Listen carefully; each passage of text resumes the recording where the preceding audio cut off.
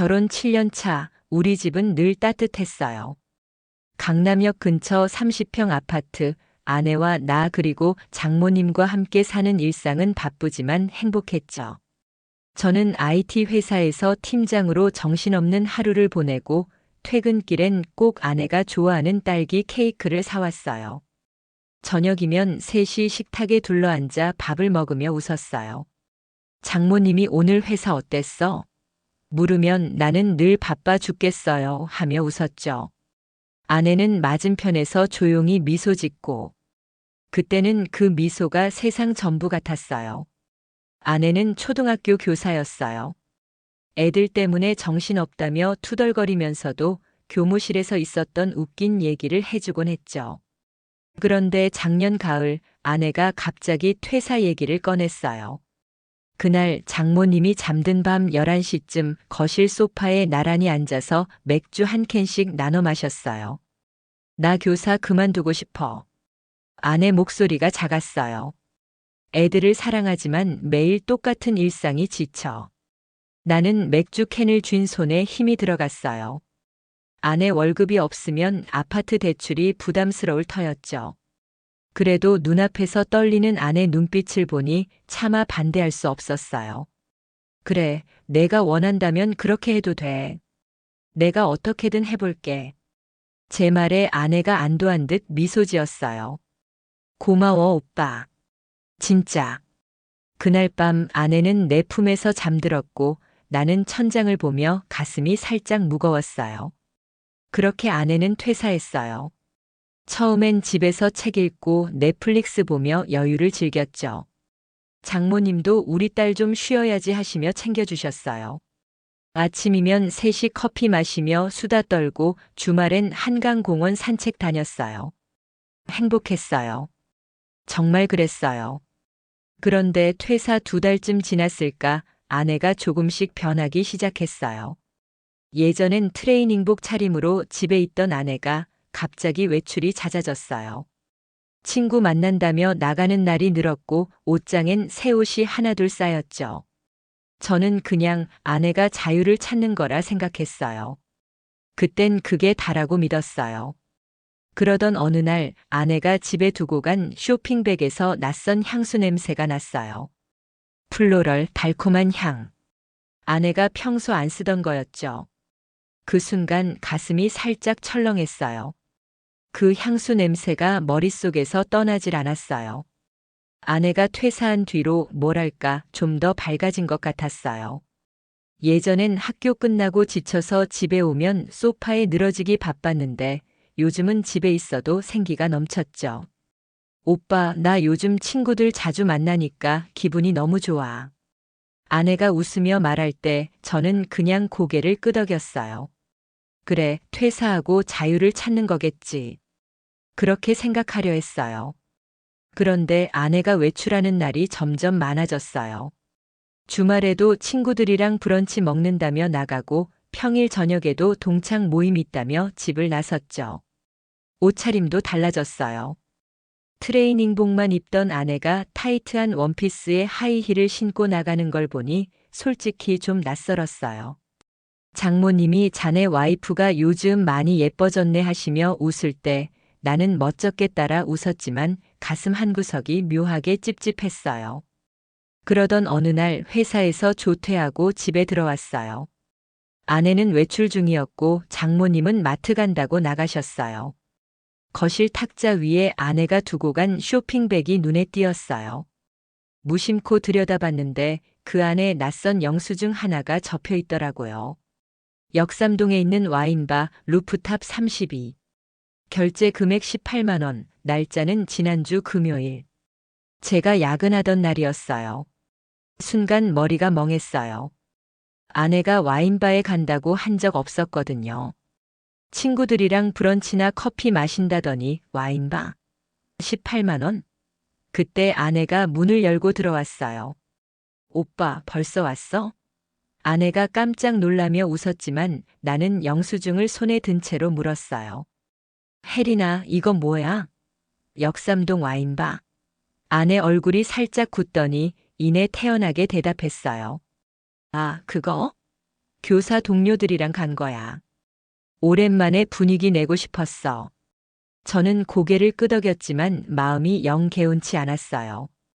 교사 동료라는데 왜 이렇게 가슴이 답답하지? 아내는 쇼핑백을 챙기며 오빠, 나 샤워할게 하며 방으로 들어갔어요. 저는 소파에 앉아서 그 영수증을 다시 봤어요. 카드 번호 끝자리가 아내가 사용하는 카드랑 달랐어요. 그 순간 머릿속에 온갖 생각이 스쳐갔어요. 이거 진짜 아내 카드로 결제한 게 맞나? 그 카드 번호가 계속 신경 쓰였어요. 아내가 교사 동료들이랑 갔다고 했지만 왜 하필 우리 카드가 아닌 걸로 결제한 거지? 그냥 물어볼까 하다가 괜히 예민한 것 같아서 입을 다물었어요. 내가 너무 오버하는 걸까? 아내를 믿어야 하는데 자꾸만 마음 한구석이 불안했어요. 그러던 월요일 아침 회사로 출근하려는데 낯선 번호로 문자 하나가 왔어요. 당신 아내 이상한 남자랑 역삼동 카페에서 만났어요. 조심하세요. 순간 숨이 멎는 줄 알았어요. 번호를 저장하지 않은 누군가. 아내의 동료? 학부모? 아니면 그냥 장난? 손이 떨려서 전화 걸어보려 했지만 차마 용기가 안 났어요. 대신 문자에 나온 카페 이름을 검색해 봤어요. 빈티지 로스터리 역삼동 골목에 있는 곳. 그 순간 가슴이 쿵 내려앉았어요. 그 카페 이름 어디선가 본 적 있었어요. 아내의 쇼핑백에 있던 또 다른 영수증, 거기 적혀 있던 이름이 바로 그거였어요. 집에 돌아와 아내에게 넌지시 물었어요. 혜리나, 요즘 자주 가는 카페 있어? 아내가 커피 잔을 들다 말고 살짝 눈을 깜빡이더니, 응? 아, 그냥 스타벅스나 가끔 가. 대답이 너무 빨랐어요. 나는 더 캐묻지 못하고 고개만 끄덕였어요. 장모님은 옆에서 혜린이가 요즘 친구들 자주 만나잖아. 동혁이 너도 좀 쉬면서 놀아 하시며 웃으셨어요. 그 웃음이 왜 불편했을까요? 저는 밤에 몰래 아내의 가방을 뒤져봤어요. 죄책감이 들었지만 참을 수가 없었어요. 역시나 빈티지 로스터리 영수증이 또 있었어요. 날짜는 지난주 목요일, 내가 늦게 들어온 날. 결제 시간은 저녁 8시. 아내가 교사 모임이라던 그 시간이었어요. 머리가 어지러웠어요. 이게 우연일 리 없잖아. 아내가 정말 나를 속이고 있는 걸까? 그날 밤 잠을 못 이루고 뒤척이다가 문득 그 익명 문자를 다시 봤어요. 그 번호 어디선가 본 적 있는 것 같았어요. 그 번호를 떠올리려 애썼지만 기억이 흐릿했어요. 아내의 동료 중 누군가일까? 마음이 혼란스러웠어요. 그래도 아내를 직접 의심하는 건 너무 무서웠어요. 내가 잘못 본 걸 수도 있잖아. 그렇게 스스로를 다독이며 며칠을 보냈어요. 그런데 그 주말 아내가 샤워하는 동안 핸드폰 알림이 울렸어요. 무심코 화면을 봤는데 카톡 메시지 미리 보기에 박준서란 이름과 하트 이모지가 떠 있었어요. 내일 7시 빈티지에서 봐. 심장이 쿵쾅거렸어요. 박준서? 그게 누구지? 아내는 평소에 그런 이름 언급한 적 없었어요. 핸드폰을 열어볼까 하다가 비밀번호 걸린 화면을 보니 손이 떨렸어요. 결국 그대로 뒀지만 그 이름이 머릿속을 떠나질 않았어요. 월요일 회사에서 몰래 검색해 봤어요. 박준서 30대 후반 교육 컨설턴트.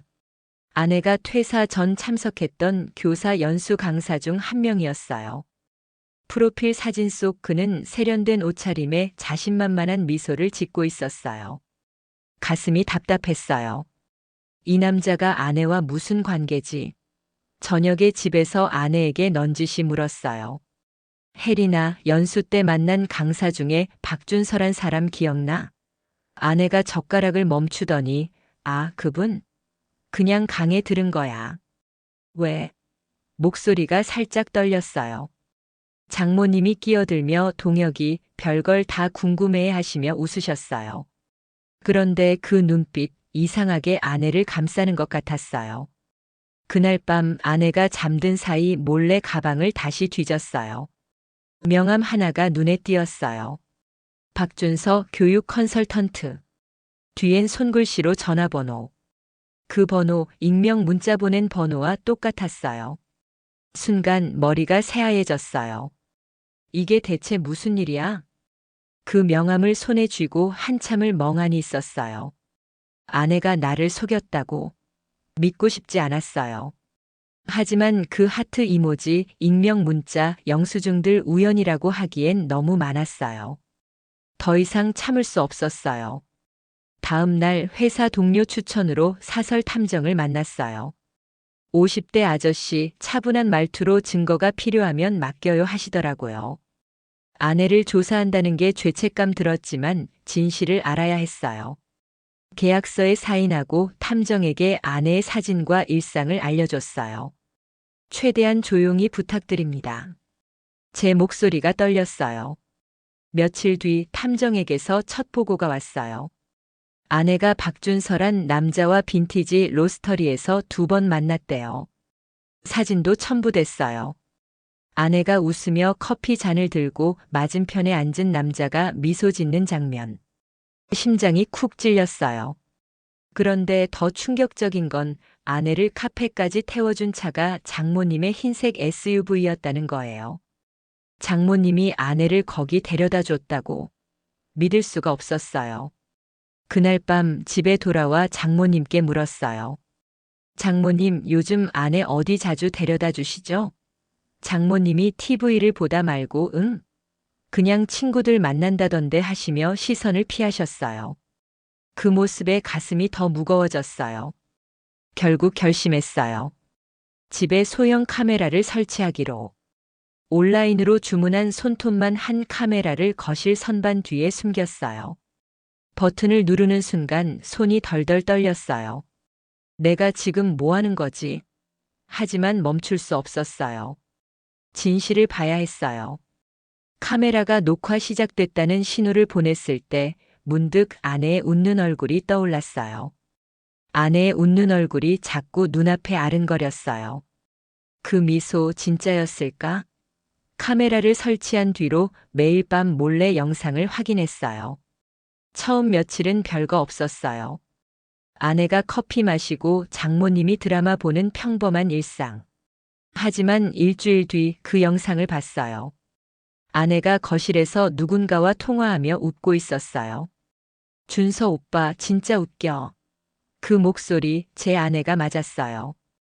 통화 끝나고 아내가 소파에 앉아서 핸드폰에 뭐라고 타이핑하더니 갑자기 문이 열리고 박준서가 들어왔어요. 우리 집에 그 남자가. 둘은 자연스럽게 소파에 앉아서 와인 잔을 부딪혔어요. 아내가 그의 어깨에 기대는 순간 숨이 막혔어요. 화면을 끌까 했지만 눈을 뗄 수 없었어요. 탐정에게 연락했어요. 더 알아봐 주세요. 목소리가 갈라졌어요. 다음 날 탐정 보고서가 왔어요. 아내와 박준서가 강남의 고급 레스토랑에서 만난 사진, 그리고 장모님이 아내를 태우고 그 레스토랑 근처에서 기다린 기록. 장모님이 이걸 알고 있었다고. 배신감이 밀려왔어요. 저녁에 장모님께 물었어요. 아내 요즘 문화센터 강의 듣는다던데 어디서 하는 거죠? 장모님이 당황하며 그거 강남 어디래 하시더라고요. 거짓말. 문화센터 시간표엔 그런 강의 없었어요. 그날 밤 아내가 잠든 사이 핸드폰을 확인하려 했지만 비밀번호가 바뀌어 있었어요. 가슴이 터질 것 같았어요. 장모님까지 아내를 감싸고 있다니 내가 뭘 믿어야 하나?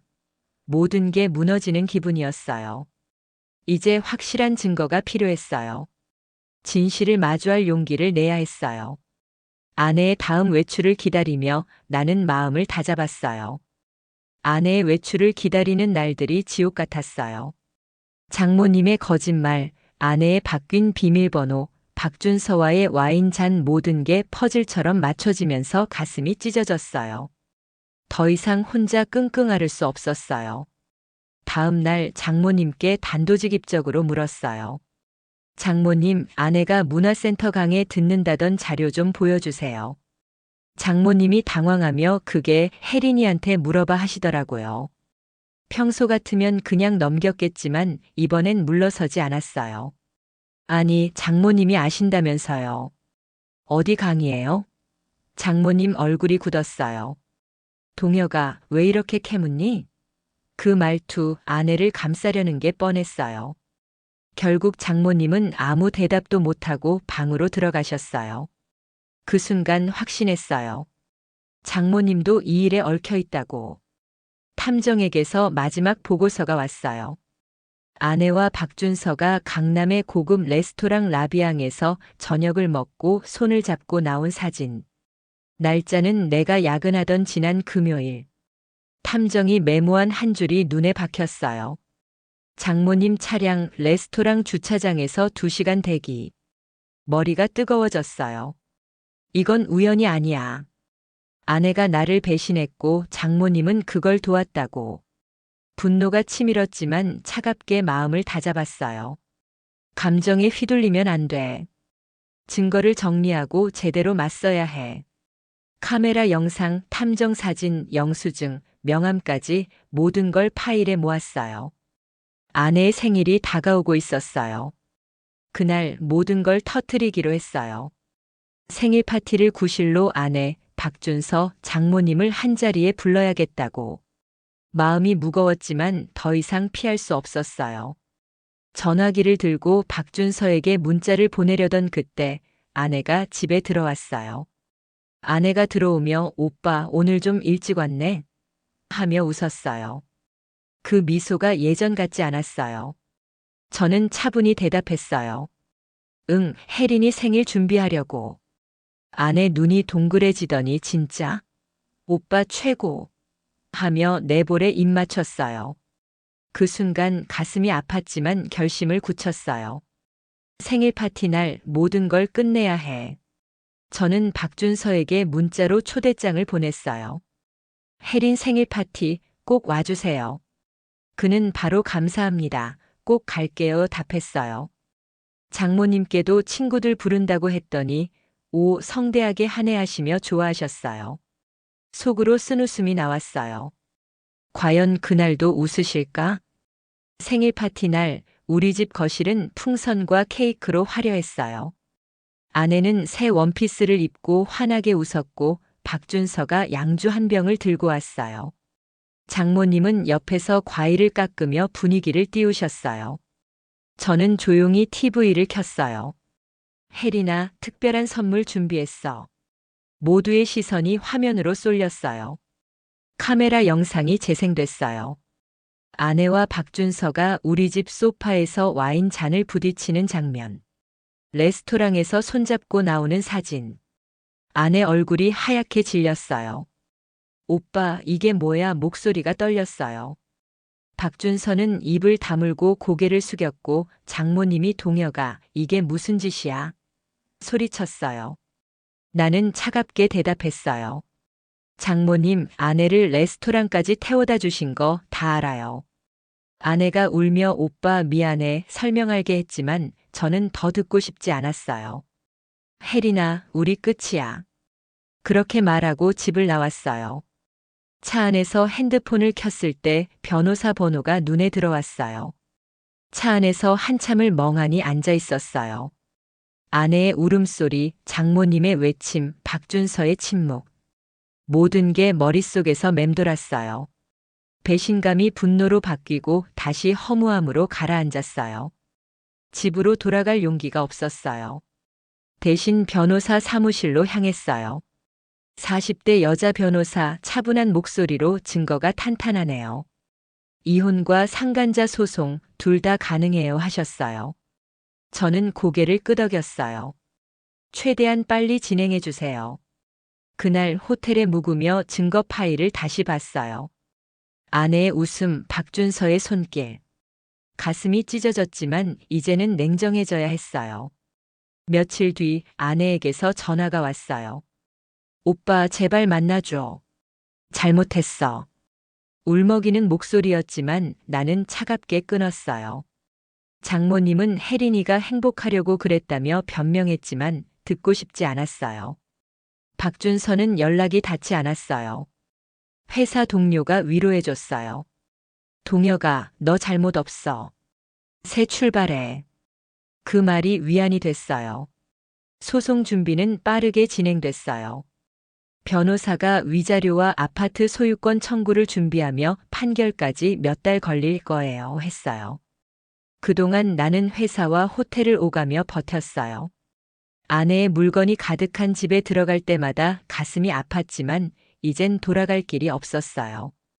동료가 등산 모임에 데려가며 좀 쉬어 했어요. 산에 오르며 숨을 고를 때 문득 판결날이 다가온다는 생각이 들었어요. 판결날 법원은 내게 위자료 5천만 원과 아파트 소유권을 줬어요. 아내는 울면서 사과했지만 저는 고개만 끄덕였어요. 박준서도 위자료를 물었고 결국 아내와 헤어졌다는 소식을 들었어요. 장모님은 지방으로 내려가셨어요. 집은 조용해졌지만 텅 빈 느낌이었어요. 아내의 흔적이 남아있는 방을 정리하며 가슴이 시렸어요. 믿었던 사람들에게 배신당한 상처 쉽게 지워지지 않았어요. 그래도 멈출 순 없었어요. 새 출발을 해야 했으니까. 동료가 데려간 등산 모임에서 새로운 사람들을 만났어요. 40대 아저씨가 인생 한 번 넘어졌다고 끝나는 거 아냐 하며 맥주 캔을 건넸어요. 그 말이 가슴에 박혔어요. 산 정상에서 서울 야경을 내려다보며 문득 내가 살아있다는 게 느껴졌어요. 아내를 용서할 순 없었지만 저 자신을 가둘 순 없었어요. 회사에서 새 프로젝트를 맡았고 퇴근 후엔 책을 읽으며 마음을 채웠어요. 가끔 아내의 미소가 떠오를 때 여전히 가슴이 아프지만 그땐 숨을 크게 쉬어요. 배신은 내 잘못이 아니었어요. 나는 나를 위해 살아야 해. 언젠가 다시 누군가를 믿을 날이 올 거라 믿어요. 그때까지 한 발씩 나아갈 거예요. 내 인생은 아직 끝나지 않았으니까.